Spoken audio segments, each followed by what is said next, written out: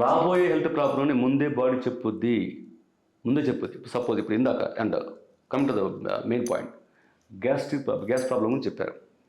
80% people చిన్న పిల్లల నుంచి పెద్దవాళ్ళకి మొత్తం ఉంటుంది ఈ ప్రాబ్లం. ఎందుకంటే మనం తింటున్న మొత్తం ఫుడ్ విధానంలో first of all white rice తినడం వల్ల. కానీ వైట్ రైస్ మాన్నప్పుడు మీరు వారానికి ఒక్కసారి పెద్దవాళ్ళైనా సరే ఇంత వైట్ రైస్ వేసుకోండి. జీరా రైస్ అంటారు దాన్ని.